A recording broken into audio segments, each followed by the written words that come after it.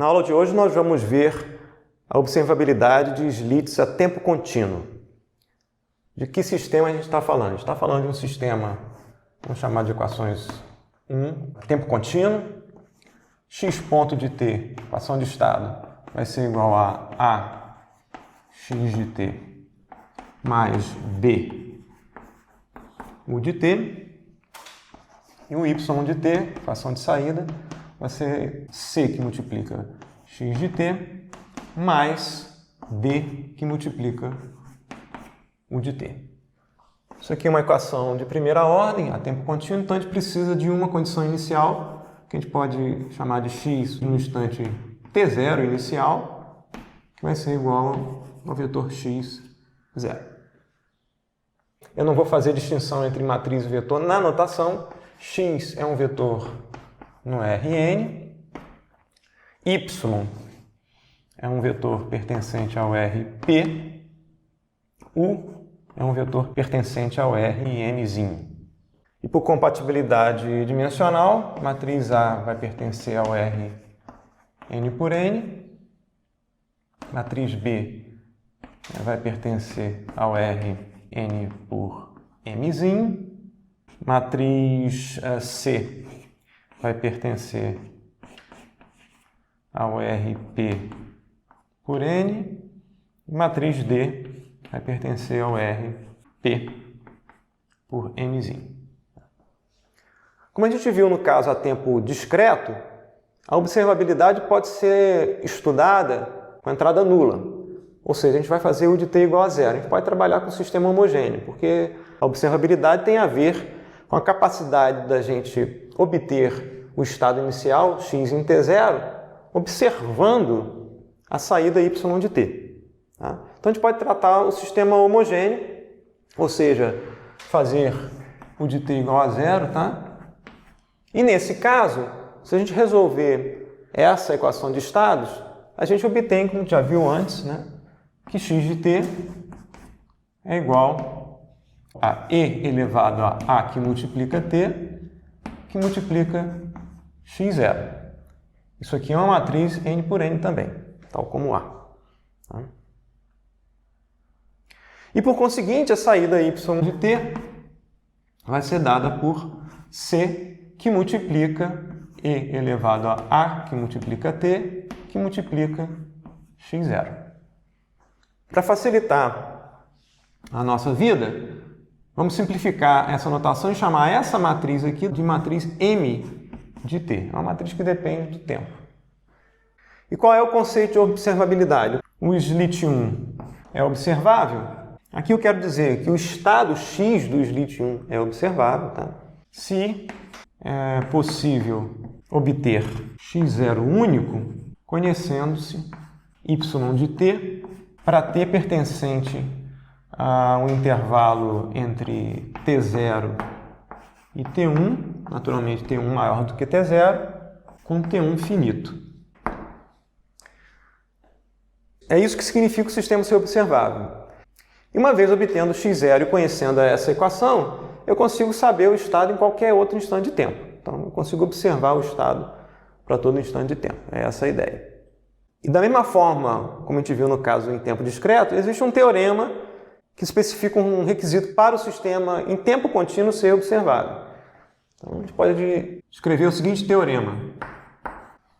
O slit 1 é observável se e somente se a matriz de observabilidade definida como O caligráfico subíndice n, dessa forma, matriz C, empilhado aqui com a matriz C que multiplica A, C que multiplica A ao quadrado, assim por diante, até C que multiplica A elevado a menos 1. Essa matriz aqui, ela pertence ao R. Você tem aqui C, né, como a gente viu aqui, tem N colunas, né? Então, você tem N colunas aqui, tá? E você tem pelinhas para a matriz C, pelinhas para a matriz CA e assim por diante. Como a gente tem N matrizes aqui, a gente tem Pn por N. O teorema diz que se essa matriz tiver posto completo igual a N, né, o posto dessa matriz no máximo é igual a N, porque ela só tem N colunas, tá? E P aqui, em geral, é maior do que 1, tá?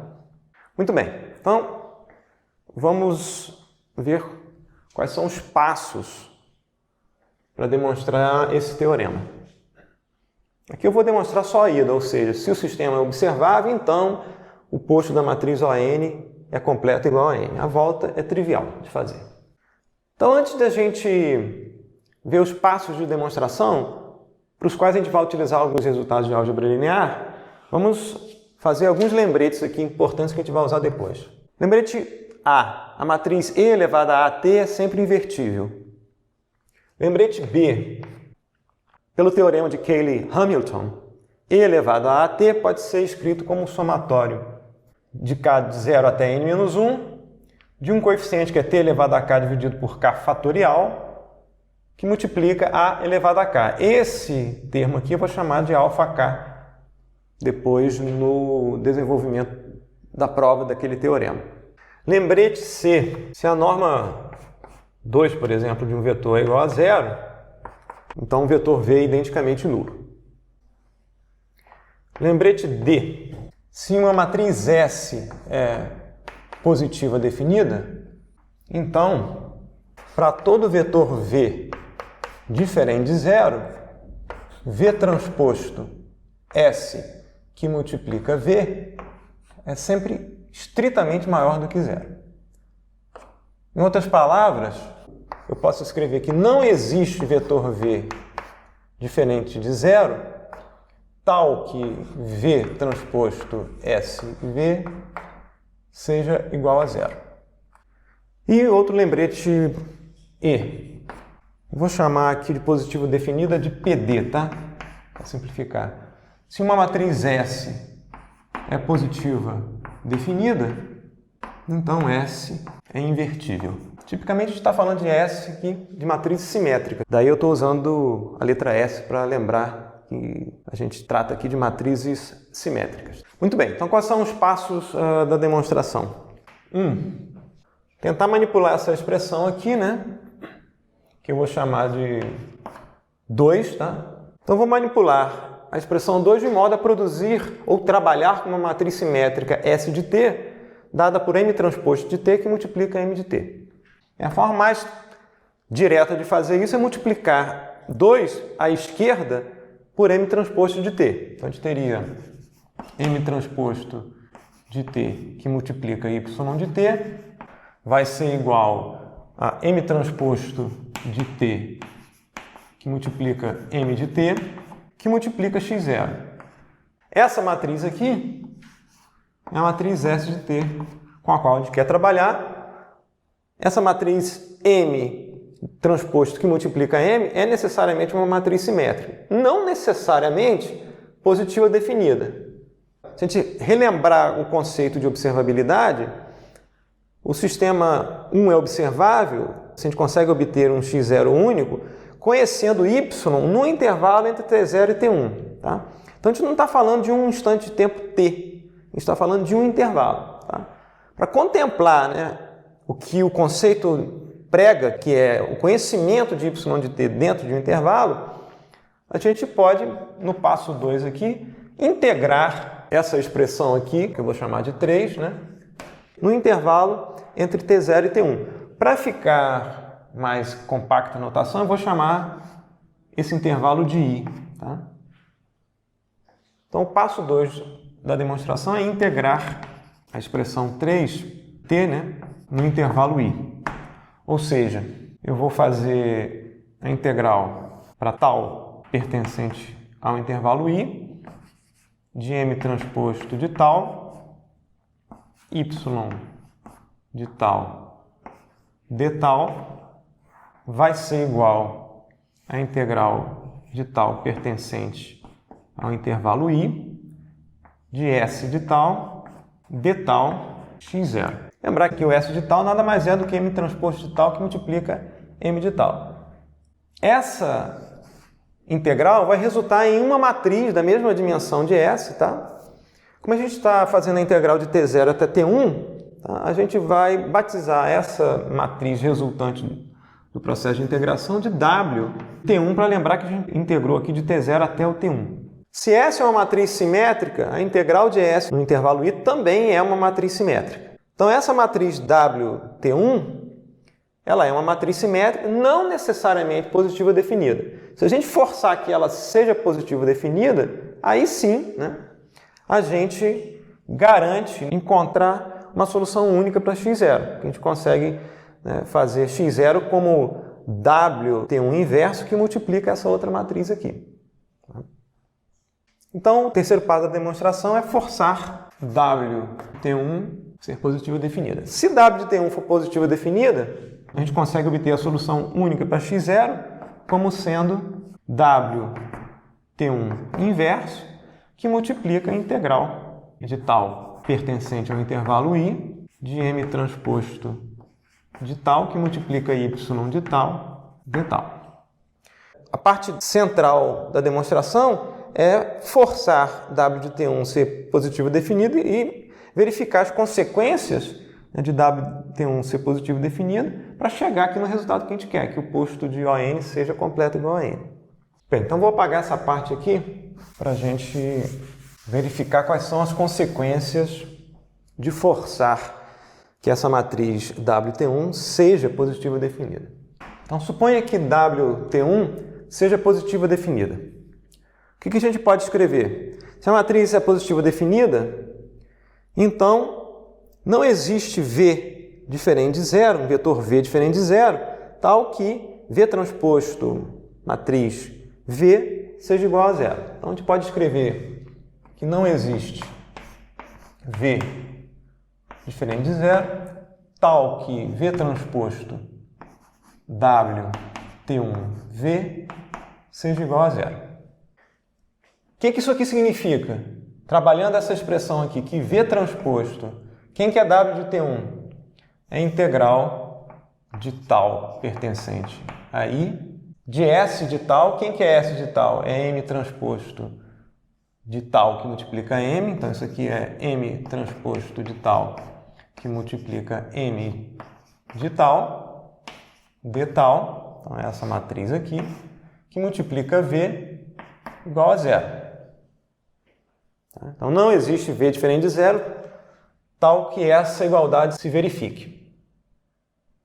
A gente pode passar esse V transposto e esse V aqui para dentro da integral. A gente pode escrever aqui como V transposto, né? E aqui V de tal. Tá?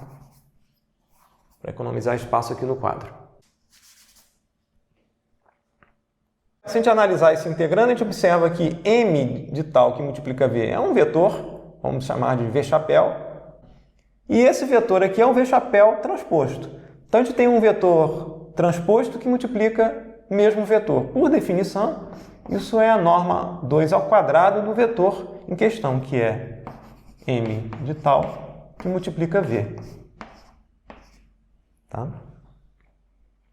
Fazer a integral em tal desse integrando, que é a norma 2 ao quadrado de m de tal v, e o resultado disso ser igual a zero, o integrando vai ter que ser identicamente nulo, que implica, né, para a gente que não existe v diferente de zero, tal que para qualquer t pertencente ao intervalo i, m de t que multiplica v é igual a zero.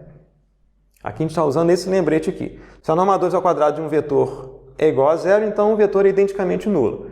Muito bem. E o que isso significa? Tirar o zero aqui por enquanto, né? E substituir m de t por quem ele é. m de t é c que multiplica o exponencial de a que multiplica t, que multiplica v. Isso aqui vai ser igual a zero. Tá? E agora a gente lança a mão do teorema de Cayley-Hamilton, né, para escrever essa matriz e elevada a t através desse somatório aqui. Aqui a gente tem C que multiplica essa matriz que multiplica V. Então eu vou passar C para dentro do somatório aqui, tá? E lembrar que eu vou chamar t elevado a k dividido por k fatorial de alfa a k. Então a gente pode escrever essa expressão como sendo igual a somatório de k de 0 até n menos 1 de alfa k de t que multiplica C que multiplica A elevado a k, V é igual a zero. usando o teorema de Cayley-Hamilton. Isso implica que não existe V diferente de zero e para qualquer t pertencente ao intervalo I, alfa k de t c que multiplica a elevado a k, V é igual a zero para k igual a 0, 1, 2 e assim por diante até n menos 1. Ora, isso aqui é um conjunto de n equações que a gente pode escrever como alfa 0 de t que multiplica c, que multiplica a elevado a 0, k igual a 0, que multiplica v igual a 0, para k igual a 1, alfa 1 de t que multiplica c, que multiplica a elevado a 1, v é igual a 0, para k igual a 2, alfa 2 de t que multiplica c, que multiplica a ao quadrado, v é igual a 0, e continua dessa forma até o alfa n menos 1 de t que multiplica c, que multiplica a elevado a n menos 1, v é igual a 0. Esses alfas são definidos aqui como t elevado a k dividido por k fatorial, são escalares. Tá?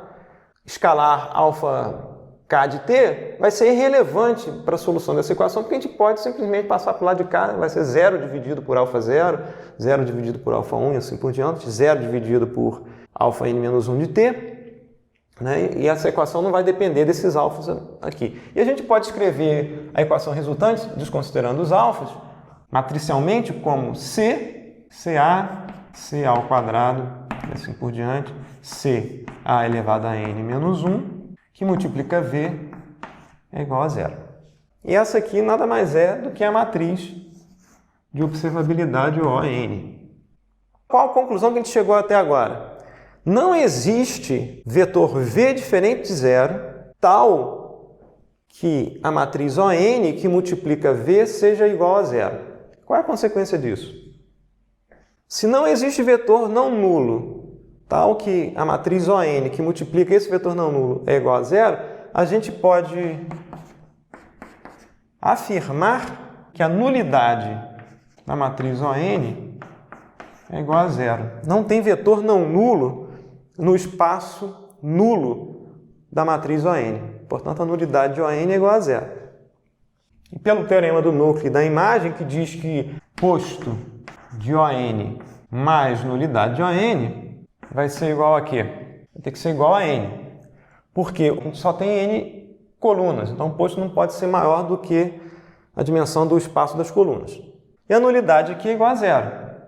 Então a gente demonstra a ida, né, do teorema, né, que se o slit for observável, então o posto de ON tem que ser completo igual a n. Isso só para concluir esse tópico em termos de nomenclatura, né? Essa matriz aqui, no intervalo de t0 até o infinito, é chamada gramiano de observabilidade.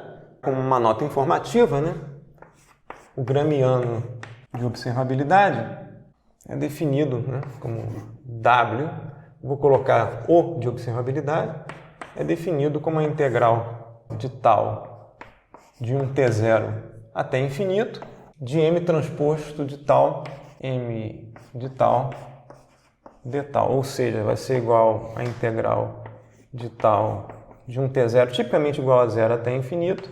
E lembrando a definição que a gente deu para m de tal, o m transposto vai ser e elevado a a transposto que multiplica tal, que multiplica c transposto, e o m de tal vai ser dado por c que multiplica e elevado a que multiplica tal de tal. Tá? Esse aqui é o chamado gramiano de observabilidade.